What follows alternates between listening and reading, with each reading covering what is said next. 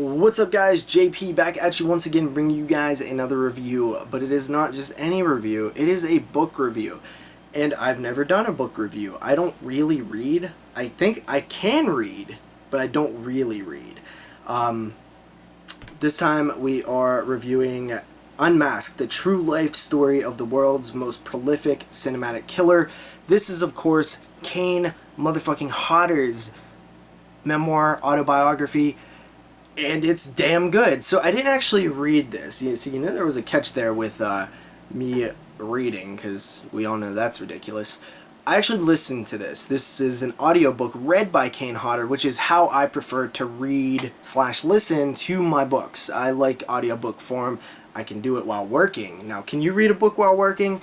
I don't think so. Well, maybe if you're at like a desk job where you don't have to do much. But can you walk around reading a book while working? You can't, can you?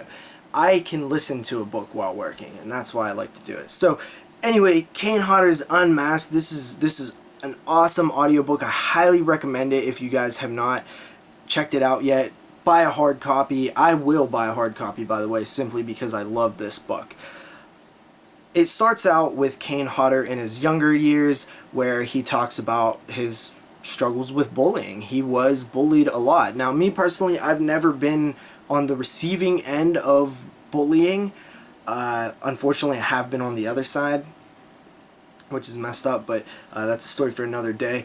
But, you know, I could relate to the feeling of embarrassment, because I've had big embarrassing things happen to me in my life, like crazy stupid embarrassing things, and the embarrassment seemed to be what he mostly focused on, that and the shame.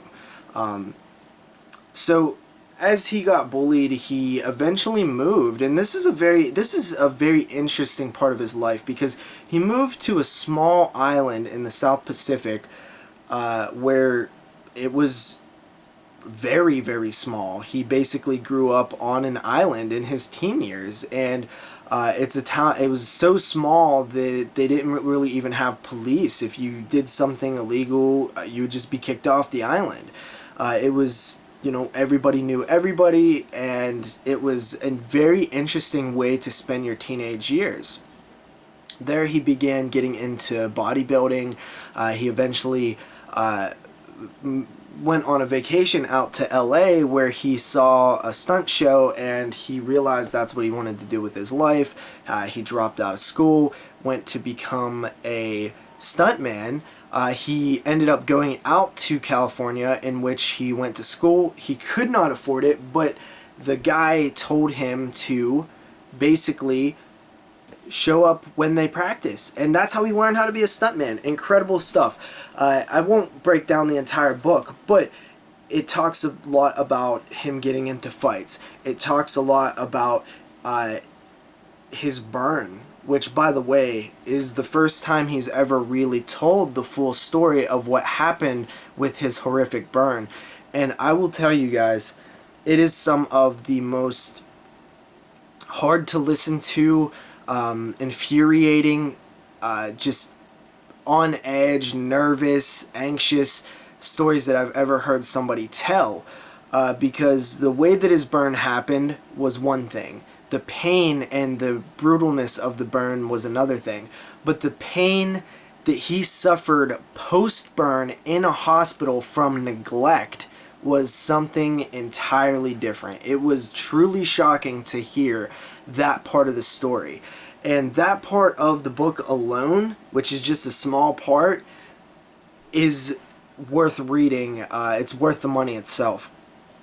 It then goes into, you know, when he first became an actor, and when he got his part as Jason, how seriously he took it. Guys, I'm telling you, Kane Hodder is Jason. I don't give a fuck what you say. He might not be your favorite performer as Jason, but Adam Green says it best in the book, because Adam Green has a little sort of prologue in the book. And the way that Kane took the role of Jason, the seriousness in the way he took it, like, he is Jason. Like, you cannot take that away from the guy. He's the only person who truly added as much to the character as you could possibly imagine. He is in some of the worst Jasons, yet he still is some of the best parts of those movies.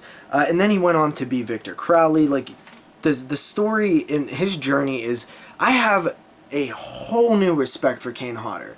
I mean, the guy is awesome, and if you have never read this book, and you are one of those assholes who are like, oh, Kane Hodder, really? Like, he played Jason 3 times, what the hell? You know, don't be that douchebag, because this guy is amazing. You guys gotta check this out. Anyway, I don't really know how to review a book. I just basically told you guys what was cool about it. Anyway, 9.5 out of 10. It is very, very good. Check it out. Peace.